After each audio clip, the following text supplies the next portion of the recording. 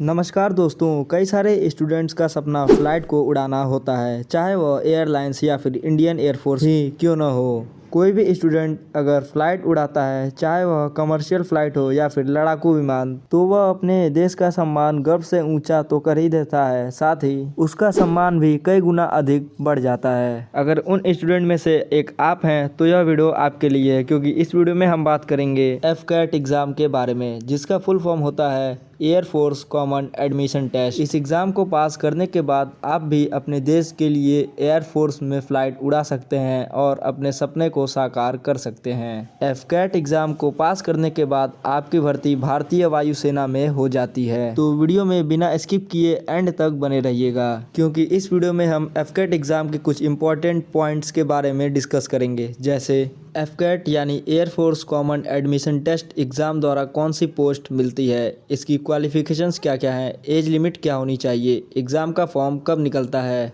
इस एग्ज़ाम के physical test में क्या क्या होता है, एग्ज़ाम का पैटर्न कैसा होता है, सिलेबस क्या होता है, एफकेट एग्ज़ाम के इंटरव्यू में क्या क्या होता है और एफकेट एग्ज़ाम के इंटरव्यू में टोटल कितने चरण होते हैं। इसके अलावा पोस्टिंग लगने के बाद हमारा प्रमोशन कब तक और कितने समय में होता है, और लास्ट में बात करेंगे कि इस एग्ज़ाम की तैयारी कैसे करें। तो चलिए सबसे पहले बात करते हैं कि एफकेट एग्ज़ाम पास करने के बाद कौन से पद पे हमारी नियुक्ति होती है। एफकेट एग्ज़ाम को पास करने के बाद आपकी भर्ती तमाम पदों पर कराई जाती है, जिसमें 3 डिपार्टमेंट आते हैं। तीनों में पोस्टिंग की क्राइटेरिया अलग अलग होती है, जिसमें से सबसे पहला एफकेट फ्लाइंग ब्रांच यानी air force common admission test flying branch, दूसरा air force common admission test ground duty technical, और तीसरा department air force common admission test ground duty non technical branch.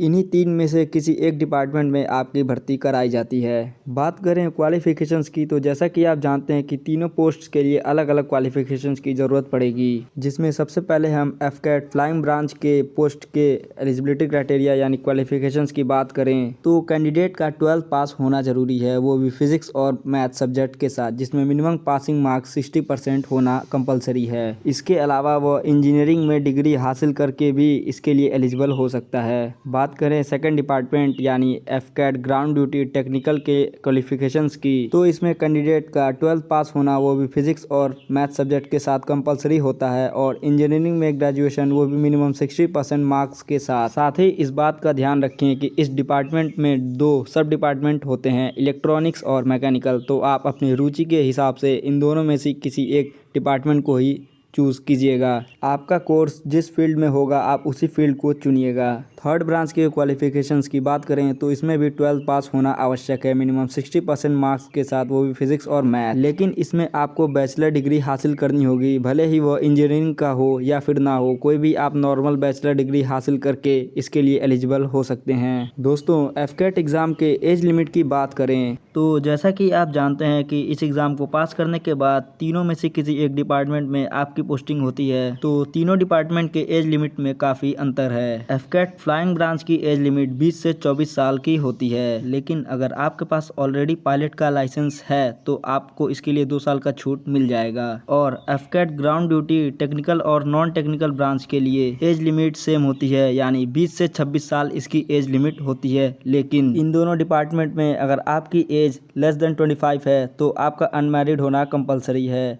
यानी सिलेक्शन के बाद अगर आप ट्रेनिंग पीरियड में शादी करने का सोचते हैं तो आपको इसके लिए अनुमति नहीं दी जाएगी। तो चलिए बात करते हैं कि एफकेट एग्ज़ाम का फॉर्म कब कब निकलता है। दोस्तों, एफकेट एग्ज़ाम का फॉर्म साल में 2 बार निकलता है, एक बार फरवरी मंथ में और नेक्स्ट फॉर्म अगस्त मंथ में रिलीज किया जाता है। तो आप इस एग्ज़ाम को 1 साल में 2 बार दे सकते हैं, यानी आपको टोटल 2 चांस मिलता है। एफकेट एग्ज़ाम के फिजिकल टेस्ट की बात करें तो दोस्तों, सबसे पहले मैं आपको बता दूं कि इसके फिजिकल टेस्ट में किसी भी तरह का रिलैक्सेशन यानी छूट नहीं दिया जाता है। इसमें आपको मेंटली और फिजिकली अच्छे से स्ट्रांग रहना आवश्यक है। इसके अलावा इसके फिजिकल टेस्ट में आपको 15 मिनट में 4 किलोमीटर की दौड़ आपको लगानी होगी। इसके अलावा स्किपिंग करना होगा यानी रस्सी कूदना होगा। पुशअप्स और सिटअप करना आना चाहिए। 3 से 4 मीटर लंबा रस्सी पर चढ़ना आना चाहिए और 25 मीटर तक तैरना आना चाहिए। एयरफोर्स कॉमन एडमिशन टेस्ट यानी एफकेट एग्जाम के पैटर्न की बात करें तो जैसा कि आप जान चुके हैं कि यह एग्जाम में टोटल 3 डिपार्टमेंट में सिलेक्शन होता है।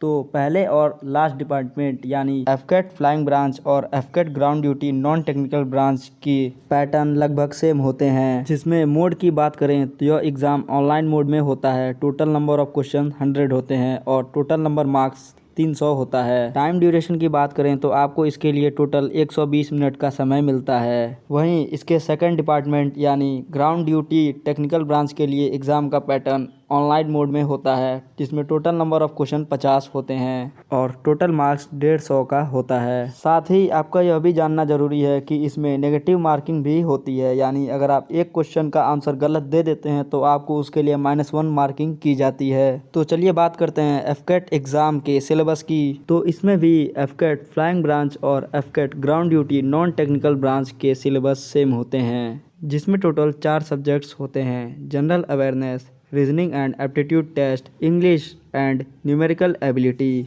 जिसमें जनरल अवेयरनेस के कुछ सब्जेक्ट्स जैसे history, geography, sports, culture, politics, defence, इन सारे टॉपिक्स में से सवाल पूछे जाते हैं। वहीं एफकेट ग्राउंड ड्यूटी के टेक्निकल ब्रांच के सिलेबस की बात करें तो इसमें टोटल 5 सब्जेक्ट्स होते हैं। Fundamental engineering, allied engineering topics, computer science engineering, mechanical engineering और इलेक्ट्रिकल एंड इलेक्ट्रॉनिक्स इंजीनियरिंग जैसे 5 सब्जेक्ट्स में से सवाल पूछे जाते हैं। इसलिए आप इन सारे सब्जेक्ट्स की तैयारी अच्छे से करके जाइएगा।